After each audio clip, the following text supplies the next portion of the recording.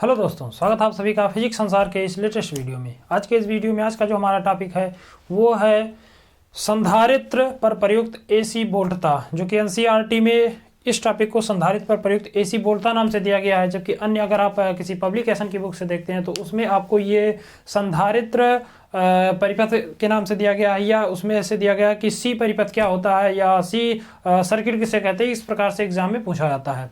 तो ये जो टॉपिक है ये बोर्ड परीक्षा के दृष्टिकोण से काफ़ी महत्वपूर्ण है।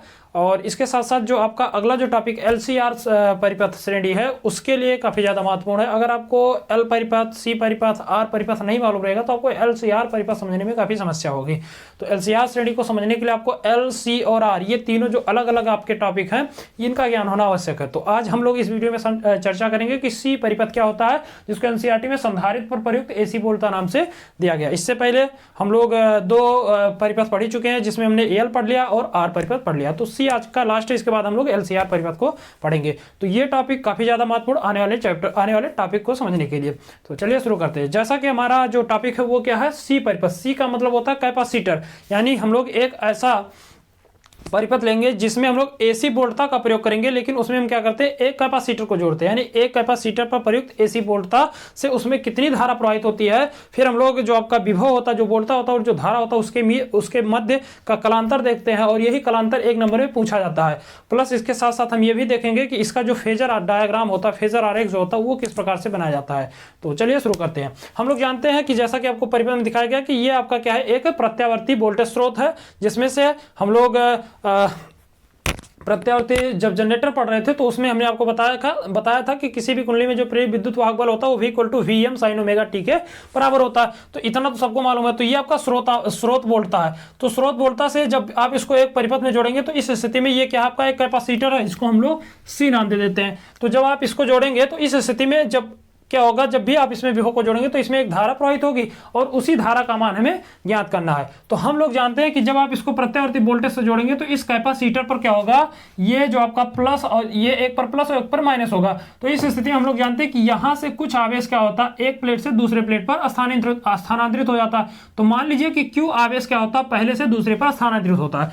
तो उस स्थिति में कैपेसिटर की परिभाषा के अनुसार हम लोग जानते हैं कि C इज इक्वल टू जो होता है वो आपका होता है Q बटा V।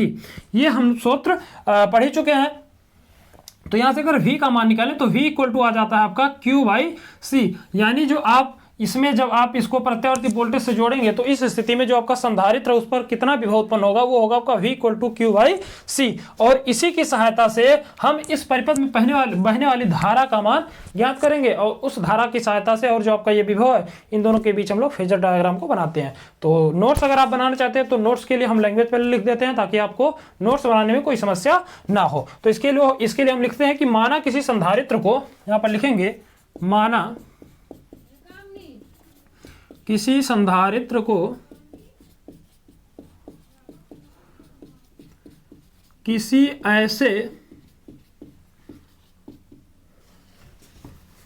ऐसे परिपथ में जोड़ा गया है,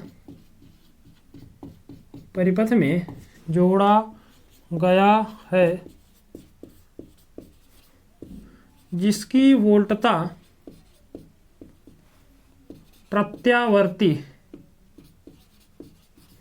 प्रत्यावर्ती है, यानी जिसमें हम लोग प्रत्यावर्ती वोल्टता का उपयोग करते हैं। तो हम लोग जानते हैं कि प्रत्यावर्ती जो वोल्टेज होता है वो होता है V is equal to VM sine omega t. ये हम लोग इससे पहले वाले टॉपिक में पढ़ चुके हैं कि प्रत्यावर्ती वोल्टेज का जो मान होता है वो होता है VM sine omega T. V क्या होता है, तो ये वोल्टेज का तात्क्षणिक मान होता है। VM क्या होता है, तो ये आपका शिखर मान होता है। और ओमेगा टी क्या है, तो ये आपका कला होता है, कोण होता है। तो हम लोग जानते हैं, हमें बताना इस परिपथ में धारा कितनी प्रवाहित होती है। तो हम लोग क्या करते हैं, इसमें लगाते हैं कि किरचॉफ का नियम। यहां पर हम लिखेंगे किरचॉफ के नियम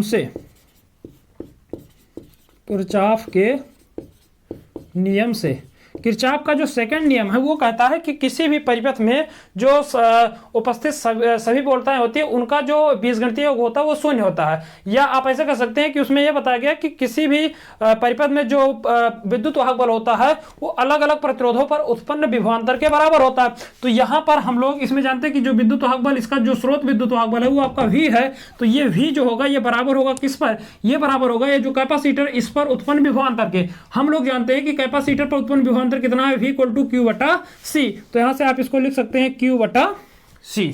आई होप आपको समझ में आया होगा। किरचॉफ का नियम कहता है कि जो स्रोत विद्युत वाहक बल होता है या जो स्रोत वोल्टता होती है वो अलग अलग प्रतिरोधों पर उत्पन्न विभवांतर के बराबर होता है। तो यहाँ पर स्रोत वोल्टता क्या है, V equal to VM sin omega t है। और यहाँ पर जो आपका कैपेसिटर है C है, इस पर कितना विभव उत्पन्न हो रहा है, तो इस पर हम लोग तीसरे चैप्टर में पढ़ चुके हैं कि V इक्वल टू Q बटा C विभव इस पर उत्पन्न होता है। तो आप यहाँ से लिख सकते हैं कि V बराबर क्या है, Q बटा C। यहां से अगर Q का मान निकालें तो Q इज इक्वल टू आपका आ जाएगा, इसका गुणा कर दीजिए तो ये हो जाएगा C इंटू V। हम क्या करते हैं, V का मान समीकरण नंबर 1 से लाकर यहां पर रखते हैं। तो यहां पर लिखेंगे समीकरण नंबर 1 से मान रख दीजिए तो Q इज इक्वल टू आ जाएगा C इंटू V की V का मान रखेंगे तो ये हो जाएगा VM साइन ओमेगा t। और इसको बना देंगे समीकरण नंबर 2। यहां तक आपको समझने में कोई समस्या नहीं होनी चाहिए कि इस प्लेट में यहां से यहां पर कितना आवेश जाता है। तो ये आवेश का स्थानांतरण C into VM sine omega t। अब देखिए हमें बताना क्या, हमें बताना है धारा का मान। तो हम लोग जानते हैं, यहां पर लिखेंगे चूंकि हम जानते हैं कि जो धारा होता है वो I इज इक्वल टू होता है dq अपान dt। हम लोग जानते हैं कि धारा का मान क्या होता है, dq बटा dt। तो समीकरण 2 से q का मान यहां पर लाकर रखते हैं। तो q का मान जब इसमें रखेंगे, q बराबर C VM sine omega t है। तो यहां से I इज इक्वल टू आ जाएगा d into C into VM sine omega t और इसके बटे में dt, ये हो जाएगा। यहां पर देखो तो Vm और C क्या है, धारिता। और धारिता एक नियतांक होता है जिसका परिमाण निश्चित होता है, इसमें कोई परिवर्तन नहीं होगा।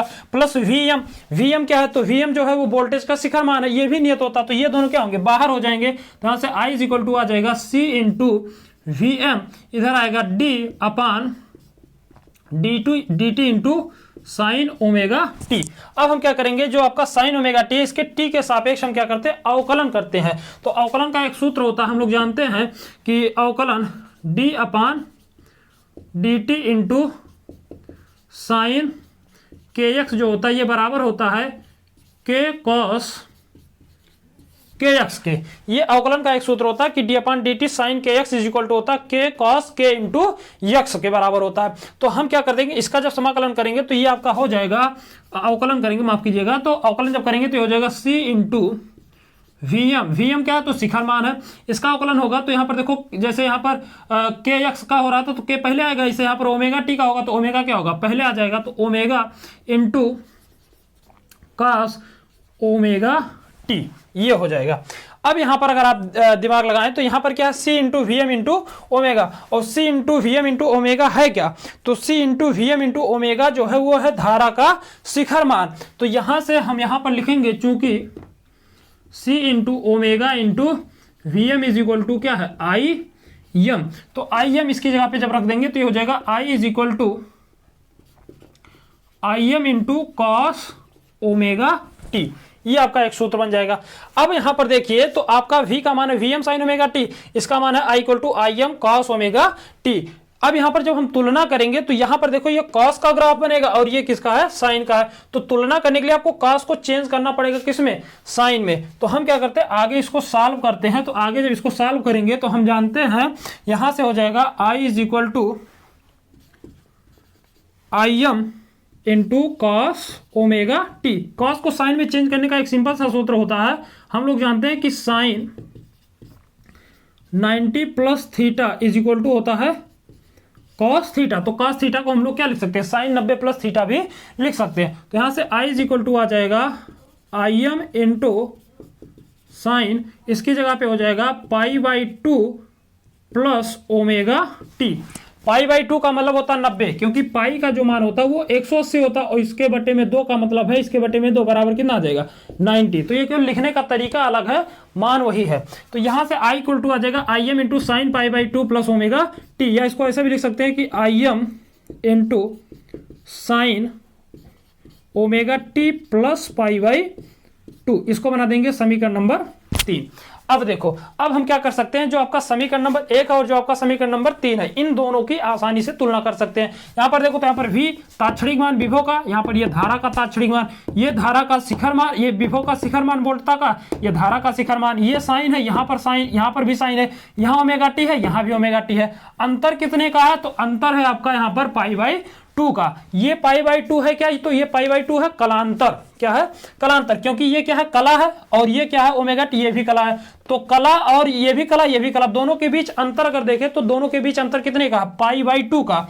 यानी यहां पर आप लिख सकते हैं कि जो I है, I की कला V से, यानी विभव से π/2 अधिक है। I की कला क्या है, विभव से π/2 अधिक है। कैसे अधिक है, यहां पर देखो, इसमें ओमेगा टी केवल है विभव का, और इसमें क्या, ओमेगा टी में 90 डिग्री जुड़ रहा है। तो इसका मतलब क्या हुआ कि π/2 जो है वो विभव से क्या है, अधिक है। अर्थात यहां पर लिखेंगे, अर्थात कलांतर, अगर इसमें कलांतर की बात करें तो इसमें कलांतर कितना है, π/2 है। और ये 1 नंबर का सवाल पूछता है कि आप बताओ सी परिपथ का कलांतर कितना होता, तो π/2 होता। अब हम क्या करेंगे, जो आपका 3 और जो आपका 1 है, इसकी सहायता से हम लोग फेजर डायग्राम बनाते हैं। तो यहां पर लिखेंगे फेजर आरेख, और फेजर आरेख बहुत ज्यादा महत्वपूर्ण है। फेजर आरेख कैसे बनाते हैं, देखिए, इसके लिए हमने क्या किया, एक लाइन खींचते हैं कुछ इस प्रकार से। हम जानते हैं कि ये x अक्ष का प्लस होता है, और ये माफ कीजिएगा, ये y अक्ष है, और ये y अक्ष का माइनस वाला होता है, ये आपका x अक्ष है। यहां पर देखो, तो हम लोग मान लेते हैं कि विभव का जो शिखर मान है वो Vm है, और ये आपका इसके साथ कितने डिग्री का एंगल बना रहा है, तो मान लीजिए कि ये ओमेगा टी का एंगल बना रहा है, कोण बना रहा है। अब यहां से अगर हम इसका ग्राफ खींचे तो यहां पर देखिए, तो यहां पर जो धारा का कलांतर है वो कितना, π/2 क्या है, अधिक है। तो π/2 अगर अधिक है तो इस स्थिति में हम क्या करेंगे, जो आपका ये जो विभव का शिखर मान जो कि आपका है Vm, इससे 90 डिग्री क्या करेंगे, जोड़ेंगे इसमें। तो इसमें 90 डिग्री जोड़ेंगे तो इसका जो परिमाण होगा वो कुछ इस प्रकार से मिलेगा। ये अगर इसमें हम क्या करते हैं, π/2 ऐड कर देते हैं, तो π/2 ऐड करेंगे तो ये आपका हो जाएगा किसका मान, ये मान होगा आपका धारा का, और ये धारा के शिखर मान को प्रदर्शित करेगा। तो अब हम इसकी सहायता से क्या बनाते हैं, फेजर आरेख। फेजर आरेख कैसे होता है, देखिए, यहां से जो ग्राफ होगा, मुख्य ग्राफ, वो आपका यहां से बनेगा, क्योंकि ये क्या है, कास है।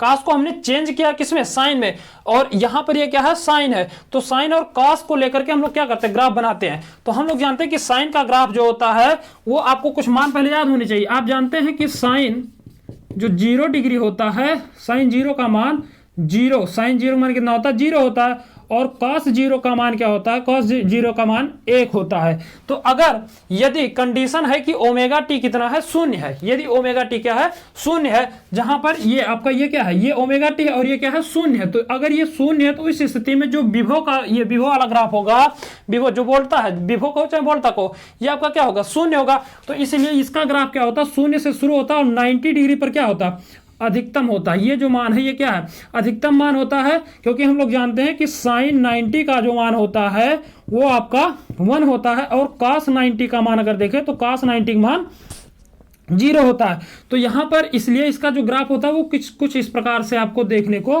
प्राप्त होता है। इसको हम लोग इससे पहले वाले वीडियो में पढ़ चुके हैं। ये आपका है π/2, ये है आपका 0, ये है आपका पाई, और ये है आपका 270 डिग्री यानी 3π/2, और ये आपका है पूरा 2π यानी 360 डिग्री। ये आपका किसका ग्राफ है, तो ये आपका ग्राफ होता है V का, और ये होता है Vm sin ओमेगा टी। ये आपका ग्राफ हो गया।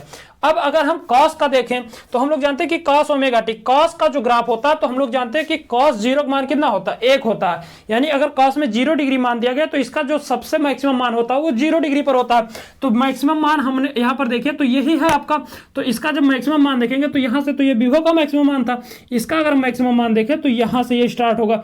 यानी इसका ग्राफ जो होगा 0 डिग्री पर किसका, धारा का, वो यहाँ से शुरू होगा, और 90 पर कितना होता है, तो हम लोग जानते हैं कि cos 90 मान कितना होता है, 0 होता है। तो ये आ जाएगा 90 डिग्री पे 0। फिर cos 180 पर क्या होता है, माइनस में मैक्सिमम होता है, तो ये क्या होगा, माइनस का मैक्सिमम जाएगा, क्योंकि यहां पर आप साइड में लिखेंगे कि cos 180 degree is equal to होता है माइनस का 1। तो इधर इधर इधर आपका प्लस है, इधर आपका माइनस है, तो माइनस का मैक्सिमम जाएगा, तो यहाँ पर ये क्या होगा माइनस का मैक्सिमम। और फिर cos 300 जो आपका 270 होता है उस पर ये 0 होता है, यहाँ पर 0। उसके बाद sin 360 cos 360 का जो मान होता है वो फिर से क्या होता है प्लस का मैक्सिमम। तो यहाँ पर ये क्या हो जाएगा प्लस का मैक्सिमम, ये इस प्रकार से। तो यहां पर ये तो Vm sin ओमेगा टी, और ये क्या है तो ये है I, और ये होता है आपका Im sin ओमेगा टी और प्लस पाई बाई 2। ये आपका धारा का सूत्र हो गया और ये आपका हो गया विभव का सूत्र। तो ये क्या है, ये है आपका फेजर डायग्राम। तो आई होप आपको यहां तक सारी चीजें अच्छे से समझ में आई होंगी। अगर आपको कोई दिक्कत हो तो एक बार वीडियो को फिर से रिवाइज कीजिए, फिर से पूरा देखिए। अगर मैं इसको फिर से समझाऊंगा तो वीडियो थोड़ा सा लंबा हो जाएगा। तो अगर आपको कोई समस्या तो एक बार फिर से रिवाइज कर लीजिए, सारी चीजें आपको अच्छे से समझ में आ जाएंगी। अगर आपको नोट्स बनाना है तो पहले आप इसका एक स्क्रीनशॉट ले लीजिए। और हाँ, यदि आपको वीडियो अच्छा लगा हो तो चैनल को सब्सक्राइब कीजिए, वीडियो को लाइक कीजिए। मिलते हैं अगले वीडियो में अगले टॉपिक के साथ, जो कि आपका LCR है, जो कि बोर्ड परीक्षा के दृष्टिकोण से काफी ज्यादा महत्वपूर्ण है। तो मिलते हैं अगले वीडियो में, तब तक के लिए जय हिंद।